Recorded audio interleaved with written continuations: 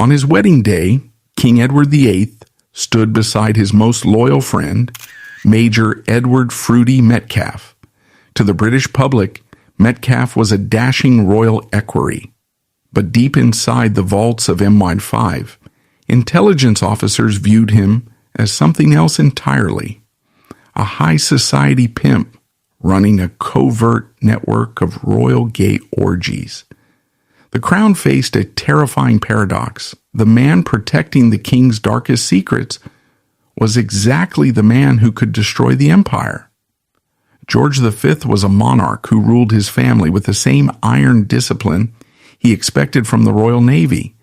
He was a man of strict routine, unbending morality, and profound emotional detachment.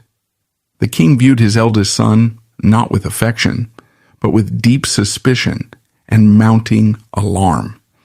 George V recognized the terrifying instability in Edward. He saw a prince who craved the privileges of his position but abhorred the responsibilities that justified them. To the British public, the Prince of Wales was the Golden Prince, a dashing heroic figure who represented the future of a global empire. To the inner circles of the monarchy and the government, he was a ticking time bomb. The sheer pressure of maintaining this dual existence created a psychological vacuum within Edward. He was desperate for an escape hatch, a way to disconnect from the relentless surveillance of the courtiers, the government ministers, and his own father.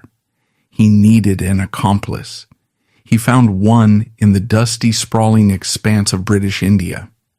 In 1920, the British government dispatched the Prince of Wales on a grueling royal tour of the Indian subcontinent. The objective was political, to project imperial strength and unity in a region increasingly restless under British rule. For Edward, the tour was a physical and psychological marathon of endless ceremonies, inspections, and formal banquets. It was the exact environment he loathed, magnified by the intense heat and the relentless schedule. It was here, amidst the stifling formality of the colonial administration, that Major Edward Metcalfe entered the historical record. Known universally by his nickname Fruity, Metcalfe was an officer in the Indian Army. He did not possess a brilliant military mind, nor did he come from the highest echelons of the British aristocracy. His genius lay in social mechanics. He possessed an uncanny, almost predatory ability to read the emotional needs of powerful men and mold himself into the exact companion they required. When Metcalfe was assigned to assist with the prince's itinerary, he immediately recognized the deep well of misery behind Edward's public smile. Where other colonial officials and military men treated the prince with stiff, obsequious reverence, Metcalfe offered something entirely different: irreverence, unfiltered amusement, and a complete disregard for the suffocating rules of engagement. Metcalfe was charming, aggressively sociable, and fundamentally unburdened by the strict moral compass that governed the older generation of imperial officers. He did not judge the prince's exhaustion or his growing disdain for his royal duties. Instead, he validated it. He provided Edward with a localized, immediate escape from the crushing reality of his existence. Metcalfe knew how to locate the best illicit liquor, how to arrange discreet entertainment away from the prying eyes of the royal press corps, and how to insulate the prince from the relentless demands of the tour organizers. The bond formed between the heir to the throne and the mid-ranking army major was instantaneous and profound. It was not a friendship rooted in shared intellectual pursuits or mutual dedication to the state. It was an alliance built on shared rebellion. Metcalfe understood that Edward did not want advice on statecraft. He wanted an enabler. By the time the royal tour concluded, Metcalfe had made himself indispensable. He had successfully bypassed the established hierarchy of the royal household, embedding himself deeply into the prince. His private psychological space. Edward, utterly dependent on the temporary relief Metcalfe provided, made a decision that would send shockwaves through the corridors of British power. He brought Metcalfe back to London and installed him as his equerry. This appointment was a masterstroke of social infiltration. The position of equerry is one of the most intimate and privileged roles within the royal household. It is a position of absolute trust, granting the holder unrestricted, unmonitored access to the sovereign or the heir. By elevating Metcalfe to this role, Edward effectively handed the keys to his private life to a man who possessed no loyalty to the institution of the monarchy, only a parasitic attachment to the prince himself. Upon arriving in London, Metcalfe did not adapt to the austere, disciplined environment of Buckingham Palace. Instead, he began to actively dismantle the invisible barriers that separated the Prince of Wales from the hedonistic underworld of the 1920s elite. London, in the aftermath of the war, was a city defined by extreme wealth, hidden vices, and an impenetrable network of aristocratic silence. Metcalfe thrived in this environment. He quickly realized that his proximity to the future king was the ultimate currency. He used his position not to protect the crown's dignity, but to expand the boundaries of the prince's indulgences. The government ministers and the senior courtiers who served George V watched with mounting horror as this relatively unknown army officer began to dictate the social schedule of the heir apparent. They recognized Metcalfe not merely as a bad influence, but as a severe security vulnerability. He was a man who operated outside the traditional chains of command, answering only to a prince who was increasingly hostile to his own family and government. Metcalfe's transition from an Indian Army officer to the gatekeeper of the Prince of Wales marked the beginning of a systematic compromise of royal security.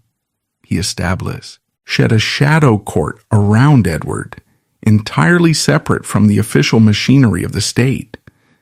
This shadow court was populated not by diplomats or military leaders, but by socialites, foreign exiles, and individuals who existed on the fringes of acceptable society. Metcalfe was the architect of this new reality. He insulated Edward from the reprimands of his father and the warnings of British intelligence, creating an echo chamber where the prince's every whim was indulged, and his every reckless impulse was facilitated.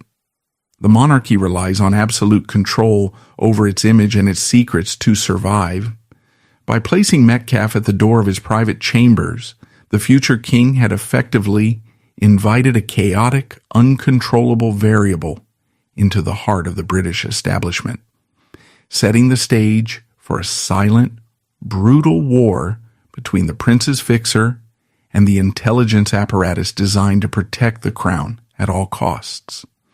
The position of equerry granted Edward Metcalfe unrestricted access to the Prince of Wales, but it did not grant him invulnerability. He was still a commoner navigating a deeply stratified society that viewed outsiders with inherent suspicion. To effectively orchestrate the prince's hidden life without drawing the ire of the conservative establishment, Metcalfe required a shield.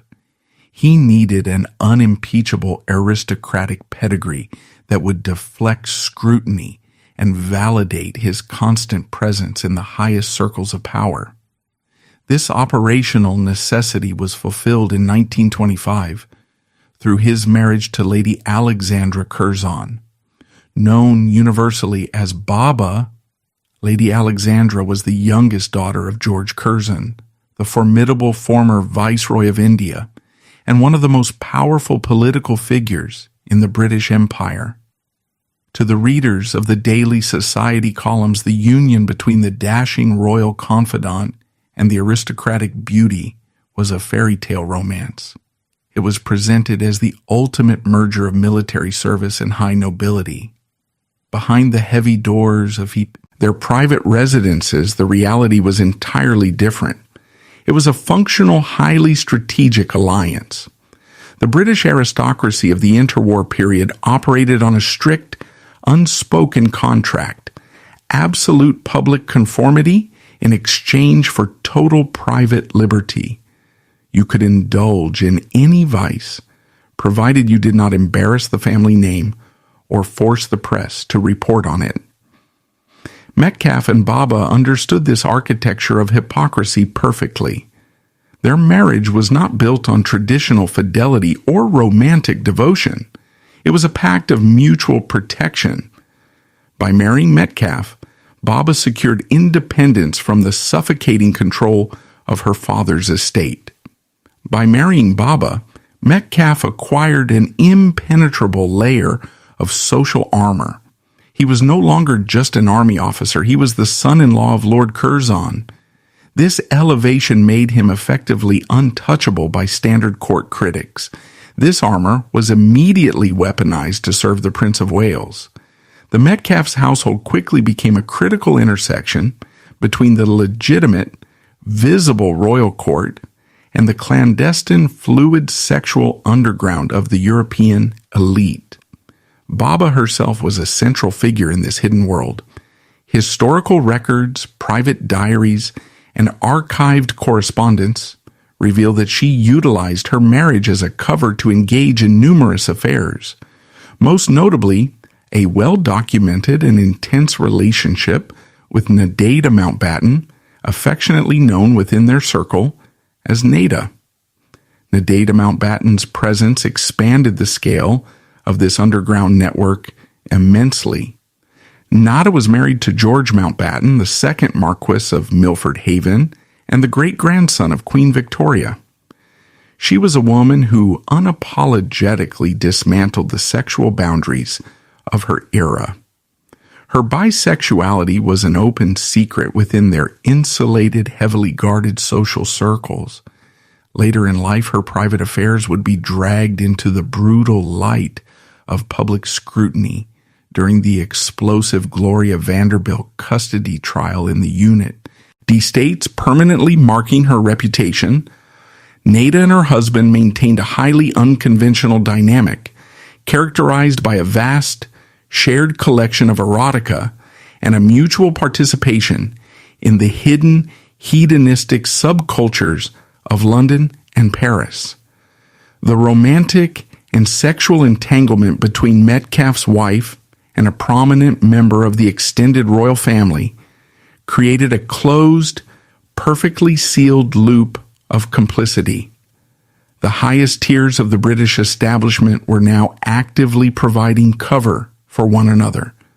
The Mountbattens, the Curzons, and the Prince of Wales were locked in a syndicate of shared secrets. Metcalfe was no longer operating as a solitary fixer, attempting to hide a wayward prince.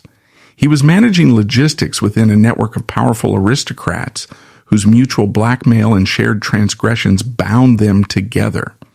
This environment of absolute elite protection allowed Metcalfe to escalate his services for the heir to the throne to an industrial scale. Edward's psychological deterioration manifested in a relentless, voracious drive for distraction. The trauma of the First World War, combined with the crushing, inescapable reality of his future kingship, fueled an appetite for risk that bordered on the self-destructive. Metcalfe was the architect of this distraction.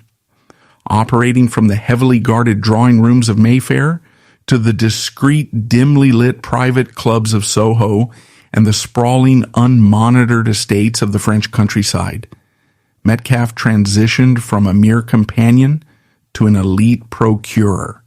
He utilized his wife's connections and his own absolute lack of moral hesitation to source partners for the future king. Metcalfe operated with the precision of a military campaign. He rented private Mayfair residences under corporate shell structures, vetted foreign nationals, and paid the domestic staff in cash to erase every physical footprint the prince left behind. He built a fortress of intimidation around Edward's private life, leveraging the key power of the royal establishment to silence anyone who attempted blackmail. However, this shadow syndicate triggered massive alarms within Whitehall. Unsealed intelligence reports and historical rumors suggest that, to the paranoid eyes of MI5 operatives, Metcalfe was functioning as a high society pimp for the future king. MI5 viewed every sex worker, ambitious aristocrat, and foreign exile walking through Metcalfe's doors as a walking security threat, a live grenade that could obliterate the crown's moral authority overnight if they sold their story to a hostile embassy. MI5 initiated a systematic, covert campaign of surveillance against the prince's equerry. They monitored Metcalfe's financial transactions, tracing the discreet flow of cash used to secure properties and buy silence. They intercepted communications and tracked his movements between London, Paris, and the various country estates where the shadow court convened.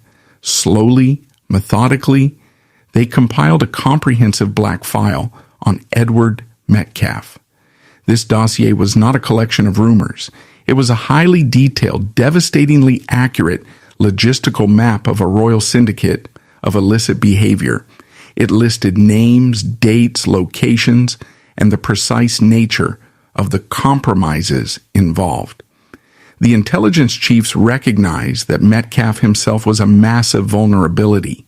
He was a man managing the most explosive secrets in the empire, yet he possessed no formal intelligence training, no state protection, and an increasingly arrogant belief in his own invincibility. If Metcalfe were ever targeted by a sophisticated foreign intelligence operation, or if a domestic criminal syndicate decided to squeeze him for funds, the resulting scandal would not merely be embarrassing. It had the potential to trigger a constitutional crisis that could bring down the government and fracture the empire. The situation was deemed too critical to remain within the confines of the Intelligence Directorate. The Black Files had to be a scow, aided to the highest authority in the land. The decision was made to brief the sitting monarch. King George V was a man of the 19th century, deeply entrenched in the Victorian ideals of duty, discipline, and public stoicism. His relationship with his eldest son was already severely strained, characterized by bitter arguments over the prince's modern wardrobe, his refusal to marry, and his visible contempt for royal protocol.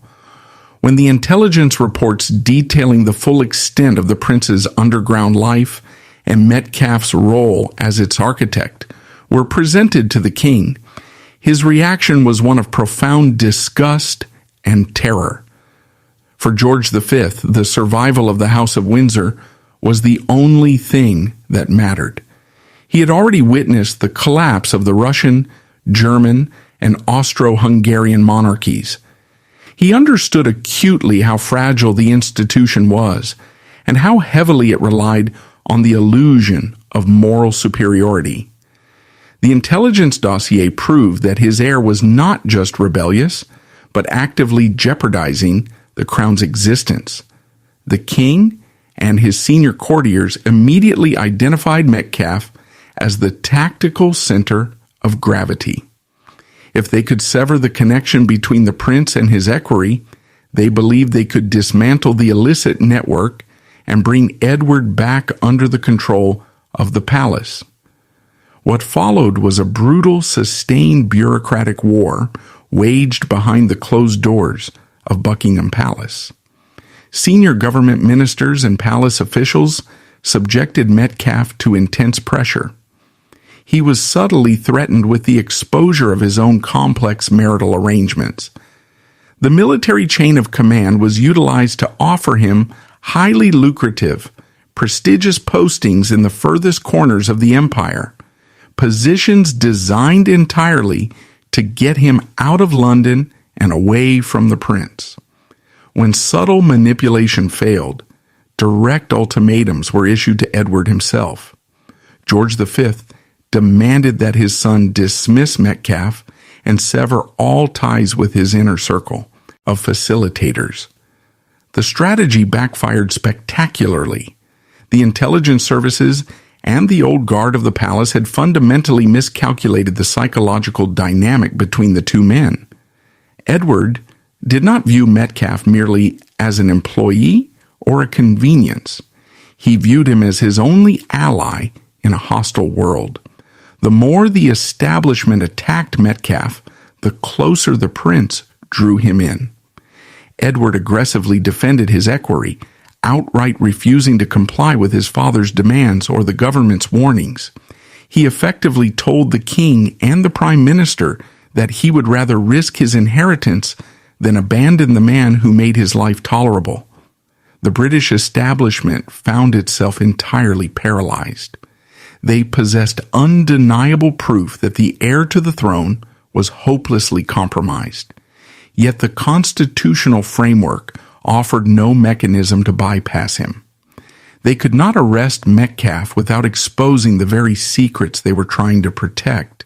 They could not force the prince to obey without triggering a catastrophic public rupture within the royal family. A terrifying stalemate settled over Whitehall.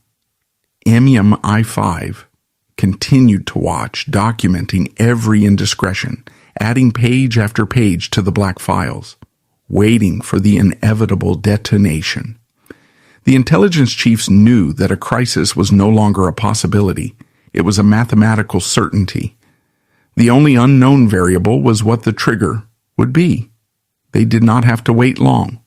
The mechanism for their ultimate purge was rapidly approaching, wrapped not in the guise of an espionage scandal, but in the shape of an American woman who was about to capture the full, obsessive attention of the Prince of Wales. The structural integrity of Edward's hidden world faced a severe and unexpected disruption in the winter of 1931. The disruption did not come from MI5 operatives or angry government ministers, but from an impeccably dressed American woman named Wallis Simpson. Until that point, Edward Metcalfe had held a monopoly on the prince's emotional dependence. He was the unquestioned facilitator of Edward's private life, the man who held the master key to the heir's psychological escape hatches. But Wallis introduced a completely different dynamic. She did not coddle the prince, nor did she merely facilitate his vices. She dominated him. The introduction of Wallis Simpson into the prince's inner circle profoundly altered Metcalfe's position. Wallis was fiercely ambitious, highly calculating, and entirely uninterested in sharing influence over Edward. She viewed the prince's vast network of aristocratic enablers and drinking companions with thinly veiled contempt. To her, they were a liability. As Edward's obsession with Wallis deepened, Metcalfe found himself slowly being pushed from the center of the prince's daily life to the periphery. The tragedy of Metcalfe's situation was rapidly coming into focus. He had spent over a decade building an impenetrable fortress around Edward, compromising his own reputation and morality in the process, only to watch the prince willingly hand the keys of that fortress to someone else. Yet, despite this emotional displacement, Metcalfe remained critically important. Wallis Simpson demanded the spotlight, but she could not manage the shadows. Edward's chaotic appetites did not vanish overnight, and the vast, deeply embedded network of blackmail, illicit favors, and underground sexual encounters that Metcalfe had architected still required a manager. Metcalfe transitioned from being the prince's primary companion to his chief mechanic, forced to maintain the illicit infrastructure while watching his best friend slip away into a toxic, all-consuming romance. It was a profoundly humiliating demotion, highlighting the brutal contradiction of his life. He was a man who possessed ultimate access to the most powerful family on earth, yet he was entirely powerless to control his own fate within it. He was tethered to Edward, unable to leave because he knew too much and unable to intervene because the prince no longer listened to him. The simmering tension within this fractured inner circle violently boiled over on January 20th, 1936. King George V died at Sandringham House. The moment the king took his last breath, the fundamental nature of the British state shifted. The rebellious, reckless Prince of Wales was instantly transformed into King Edward VIII, the supreme governor of the Church of England and the Emperor of India. For the government, the military, and the intelligence services, their darkest, most terrifying hypothetical scenario was now a constitutional reality. The man whose private life was an active security threat, documented in agonizing detail within the vaults of MI5, was now the sovereign. Inside the headquarters of British intelligence, the ascension of Edward VIII triggered a state of quiet, controlled panic. Sir Vernon Kell, the Director General of MI5, understood that the rules of engagement had fundamentally changed. They could no longer actively pressure a mere heir. They were now investigating their own king. The black files concerning Metcalfe, the underground syndicates, the bisexual rings, and the foreign nationals who had compromised the monarch were no longer just leverage. They were a loaded weapon pointed directly at the heart of the British Empire. If any fraction of Metcalfe's operations leaked to the global press, the moral authority of the crown would disintegrate. The new king's behavior during his brief 326-day reign did nothing to calm the nerves of Whitehall. Edward VIII was openly dismissive of state papers, careless with sensitive government documents, and increasingly erratic in his public duties. He insisted on bringing Wallis Simpson into environments where she had no constitutional right to be, and he continued to rely on his shadow court, with Metcalfe still operating as the silent fixer behind the heavy velvet curtain of Buckingham Palace. The old guard of the Mona, Archie, led by figures like Alexander Harding, the king's private secretary, realized that the institution could not survive Edward. He was fundamentally incompatible with the demands of the crown. They needed him gone, and they needed his entire syndicate eradicated. They found their perfect weapon in the king's own obsession. When Edward formally declared his intention to marry Wallis Simpson, a twice-divorced American with a highly controversial past, he handed the British establishment the exact mechanism it needed to stage a bloodless, constitutional pause coup. The Prime Minister, Stanley Baldwin, backed by the Archbishop of Canterbury and the Dominions, formed an impenetrable wall of resistance. They framed the crisis entirely around the moral and religious impossibility of the marriage.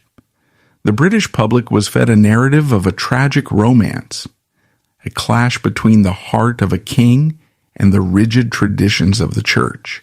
But behind closed doors, the men managing the crisis were fighting a completely different war. The abdication was not just about Wallis Simpson. It was an unprecedented opportunity to surgically remove a diseased limb from the monarchy. It was the smokescreen required to purge the crown of Edward, Metcalfe, and the entire toxic ecosystem they had built over 15 years.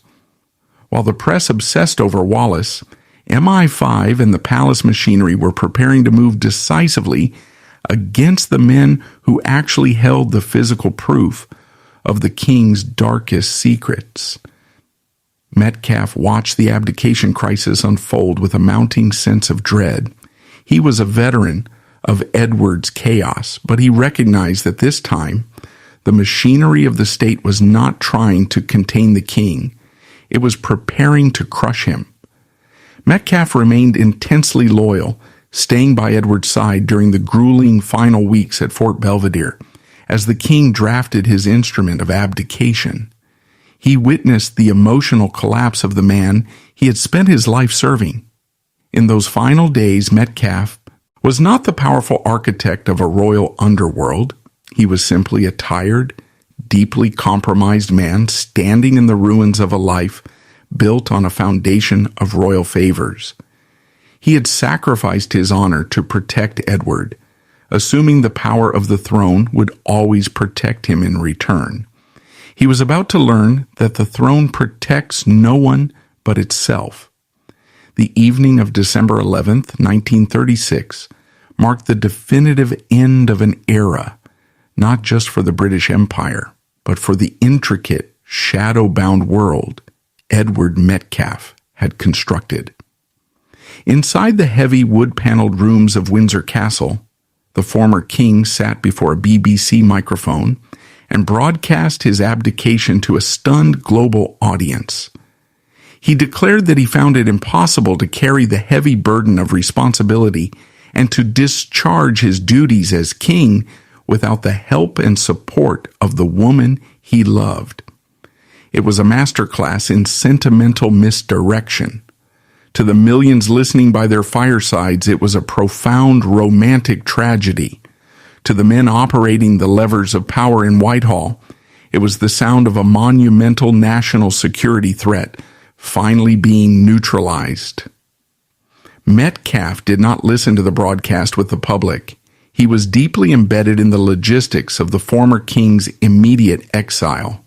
Within hours of the broadcast, Edward, now bearing the newly created and entirely powerless title of the Duke of Windsor, fled into the freezing December night. He boarded the destroyer HMS Fury at Portsmouth, bound for the European continent.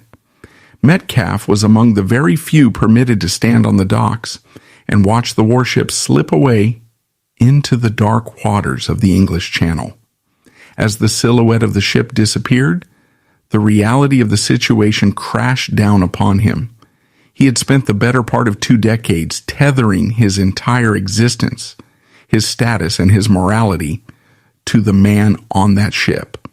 Now the ship was gone, and Metcalfe was left standing alone on the shores of a country run by people who thoroughly despised him. The morning of December 12th brought a new reality. King George VI, a man characterized by a nervous stutter, profound anxiety, and a rigid, almost desperate adherence to duty, was now the sovereign.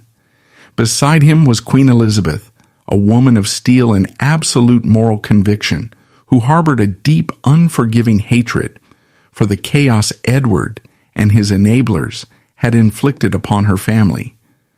The new regime did not simply wish to turn the page, they intended to burn the previous chapter entirely. The order of the day was an aggressive return to the austere, impeccable moral standards of King George V. There was absolutely no room in this new architectural blueprint for a man like Metcalfe.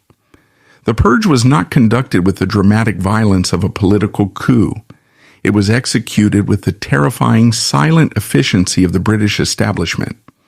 It began with the physical barriers. Metcalfe, who for years had treated Buckingham Palace, St. James's Palace, and Fort Belvedere as his personal domains, suddenly found his access completely revoked. His security passes were invalidated. The guards at the gates, men who had previously saluted him and turned a blind eye to the questionable figures he smuggled through the side entrances, now informed him with cold military politeness that his name had been permanently removed from the authorized lists. But the physical exclusion was only the first phase. The intelligence apparatus, having operated in a state of suppressed anxiety for years, was finally unleashed. MI5, working in seamless coordination with the Palace Secretariat and the Metropolitan Police, initiated a massive operation to secure the history of the previous decade. Their primary objective was the eradication of the Black Files. These files contained physical evidence of illicit financial transactions and the identities of individuals who had compromised the former king.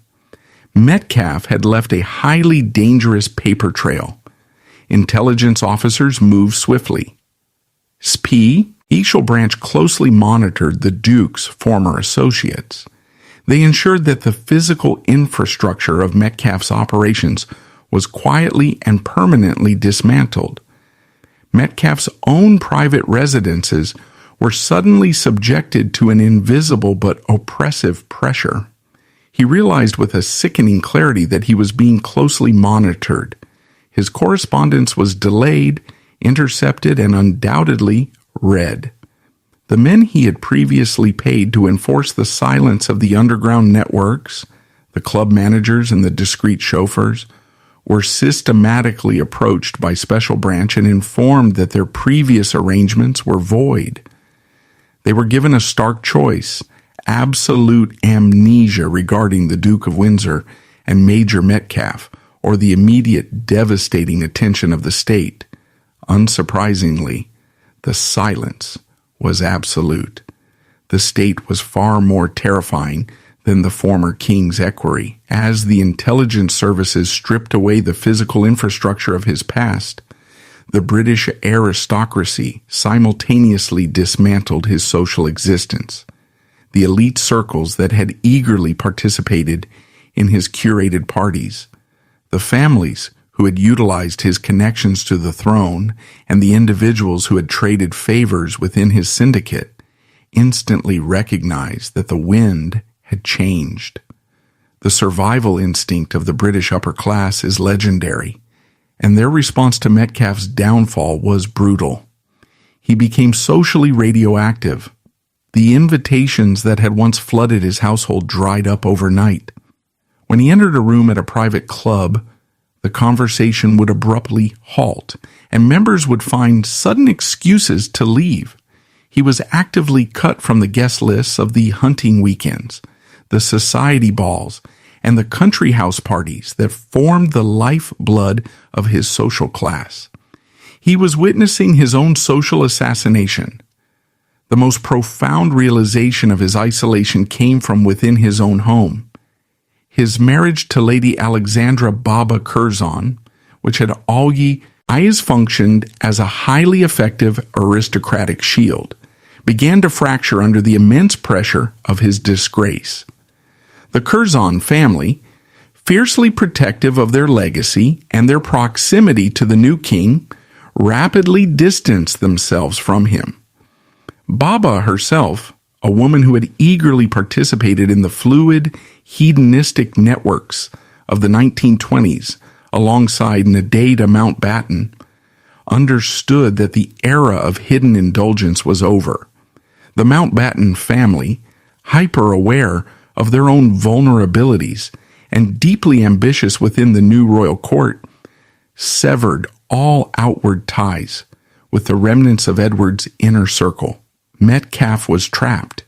He could not defend himself publicly without exposing the very secrets the intelligence services were actively burying, which would result in his complete destruction.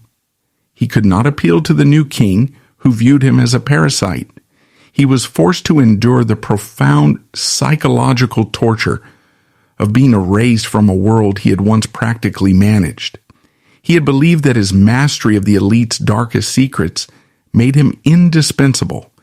Instead, it made him the perfect scapegoat.